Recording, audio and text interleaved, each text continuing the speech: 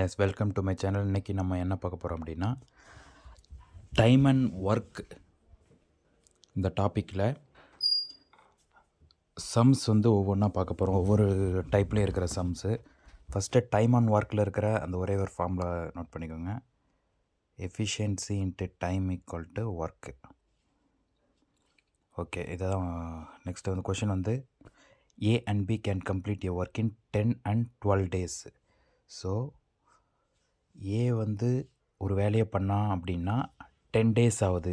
B அதே வேலையை பண்ணாங்க அப்படின்னா அதே வேலையை இண்டிவிஜுவலாக பண்ணால் 12 days ஆகுது. அப்படின்னா ஏ அண்ட் பி ரெண்டு பேரும் வந்து சேர்ந்து வந்து அந்த வேலையை வந்து ஸ்டார்ட் பண்ணுறாங்க. ஒரு 3 நாள் கழித்து ஏ அந்த வேலையை வந்து ஏதோ ஒரு ஒர்க்கு ஏதோ ஒரு ரீசன்னால் அந்த வேலையை விட்டுட்டு போயிடுறான். 3 நாளுக்கு அப்புறம் ஏ விட்டுட்டு போயிடுறான். மீதி இருக்கிற ரிமைனிங் ஒர்க்கை பி மட்டும் கம்ப்ளீட் பண்ணுறான். அப்படின்னா அந்த டோட்டல் ஒர்க் கம்ப்ளீட் ஆகிறதுக்கு எவ்வளோ டைம் ஆகும் அப்படின்றது தான் கொஷின்ஸு. ஃபஸ்ட்டு வந்து எஃபிஷியன்சியும் ஒர்க்கையும் வந்து சூஸ் பண்ணுங்கள். ஓகே, எஃபிஷியன்சி ஒர்க் வந்து நம்ம சூஸ் பண்ணுறதுக்கு வந்து என்ன இருக்குன்னா, ஃபஸ்ட்டு அந்த அசம்ஷன் பண்ணணும். ஏ வந்து ஒரு வேலையை எவ்வளோ நாள் பண்ணுறாங்க? 10 days. B 12 days. So total work என்ன எடுக்கலாம் அப்படின்னா, எஃபிஷியன்சி எல்சிஎம், அதாவது டோட்டல் ஒர்க் வந்து 10-12ஓட எல்சிஎம் என்னது? 60. ஸோ 60/12 5, 60/10 6. ஸோ ஏவோட எஃபிஷியன்சி 6. அதாவது ஏ மட்டும் அந்த வேலையை பண்ணால் ஏ ஒரு நாளைக்கு 6 ஒர்க் பண்ணுறான். பி வந்து ஒரு நாளைக்கு 5 ஒர்க் கம்ப்ளீட் பண்ணுறான். இதுதான் வந்து அவங்களோட efficiency. So first A and B started working together. So எத்தனை நாளைக்கு? 3 நாளைக்கு. அப்போ 3 நாளைக்கு ஏ அண்ட் பியும் சேர்ந்து ஒர்க் பண்ணுறாங்க. அப்போ 3 நாளில் கம்ப்ளீட் ஆன ஒர்க் வந்து எவ்வளோன்னா, ஏ அண்ட் பி ரெண்டு பேரோட சேர்ந்தோட எஃபிஷியன்சி 6 + 5 11. 6 + 6 + 5 11 ஒர்க் வந்து ஒரு நாளைக்கு கம்ப்ளீட் பண்ணுறாங்க ரெண்டு பேரும் சேர்ந்து. அப்போது ரெண்டு பேரும் சேர்ந்து 3 நாளைக்கு எவ்வளோ ஒர்க் கம்ப்ளீட் பண்ணியிருப்பாங்க அப்படின்னா 33 ஒர்க்கு.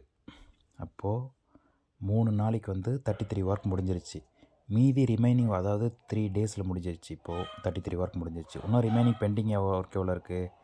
60 - 33 27 ஒர்க் இருக்குது. அந்த 27 ஒர்க்கை யார் பண்ணுறாங்க அப்படின்னா ஒன்லி பி மட்டும்தான் பண்ணுறான். அப்போது அவங்க எவ்வளோ நாள் வந்து அந்த வேலையை பி பண்ணியிருப்பான் அப்படின்னா, மீதி இருக்கிற 27 ஒர்க்குன்னா அந்த டைம் கண்டுபிடிக்கிறது, அதாவது இந்த டைம் கண்டுபிடிக்கிறது என்ன ஃபார்முலா? ஒர்க் பை எஃபிஷியன்சி தானே. Time equal to work by efficiency. Work எவ்வளோ? 27 ஒர்க்கு.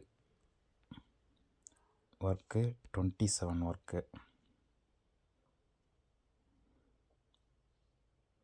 எஃபிஷியன்சி எவ்வளோ? 5.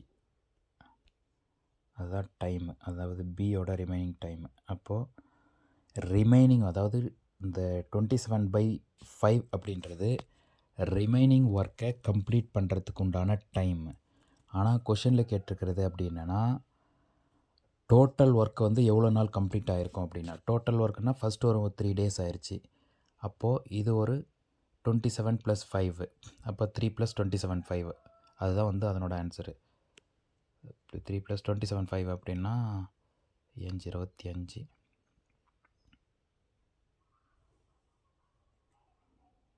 5 2/5.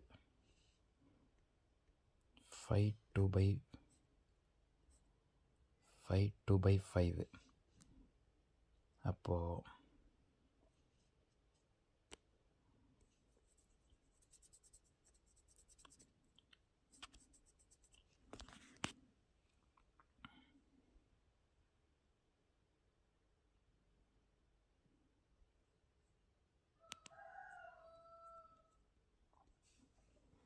அந்த டோட்டல் ஒர்க்கு வந்து 8 2/5 days வந்து கம்ப்ளீட் ஆகும். அதுதான் அதனோட ஆன்சரு. சரி, ஓகே. இதே ப்ராப்ளத்தை ஒரு சின்னதாக வந்து வேறு மாதிரி எப்படி அப்ரோச் பண்ணலாம் அப்படின்றத பார்க்கலாம். அந்த ஃபஸ்ட்டு இனிஷியலாக இருக்கிறது சேம் தான். அந்த எஃபிஷியன்சி ஒர்க் கண்டுபிடிக்கிற வரைக்கும் சேம் தான். இப்போது யார் எவ்வளோ நாள் ஒர்க் பண்ணியிருக்காங்க அப்படின்றதுனா,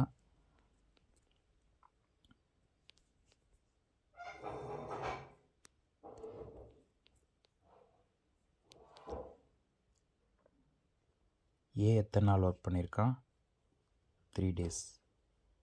பி ஒர்க் பண்ணியிருக்க எவ்வளோ நாள் ஒர்க் பண்ணியிருக்காங்கன்னா ஆல் டேஸ். ஸோ இப்போ டோட்டல் ஒர்க் 60. அப்போ ஏ வந்து 3 நாள் மட்டும் ஒர்க் பண்ணுறான். ஸோ ரெடியூஸ் த ஏவோட ஒர்க்கை கழிச்சிருங்க. அப்போது ஏ வந்து 3 நாள் எவ்வளோ ஒர்க் பண்ணியிருப்பான்? ஒரு நாளில் 6 ஒர்க்கு, 3 நாளில் 18 ஒர்க்கு. ஸோ 18 ஒர்க் வந்து ஏ பண்ணிவிட்டு அவன் போயிட்டான், அவ்வளோதான் முடிஞ்சு. அப்போ மீதி இருக்கிற ஒர்க்கு 48 ஒர்க் இருக்குது. 60 minus